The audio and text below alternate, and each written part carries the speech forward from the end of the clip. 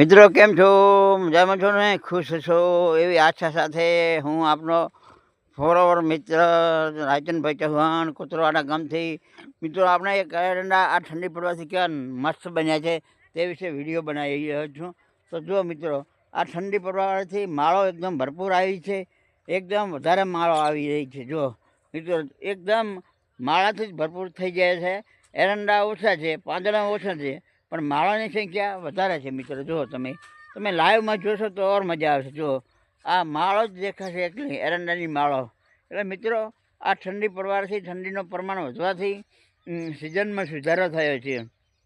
જેમ જેમ ઠંડી પડશે એમ એરંડા સારા થશે અને બીજા પાકો પણ સારા થશે.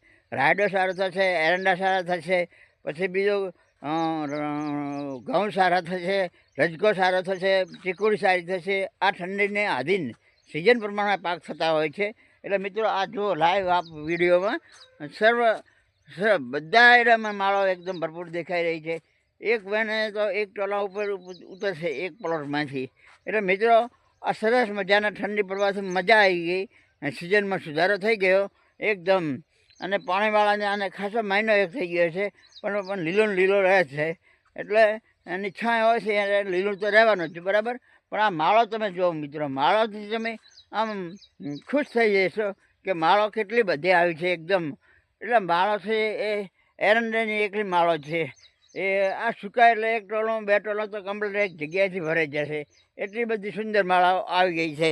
તો મિત્રો, આ વિડીયોમાં આવા નવા વિડીયો આપ દેખતા રહેજો અને સપોર્ટ કરતા રહેજો. પ્લીઝ મારા ભાઈ, મને સપોર્ટ જરા કરો. એટલે હું થોડો ઉંમરલાયક છું અને સપોર્ટ કરશો તો હું વધારે વિડીયો બનાવી અને આપણે આગળ મૂકીશ. અને આપણે એને જોઈને થોડો સુધારો કરવાનો કોશિશ કરશો એવી શુભેચ્છા સાથે ચૌહાણ રાયચંદભાઈના જય હિન્દ, જય માતાજી, જય વંદે માતરમ.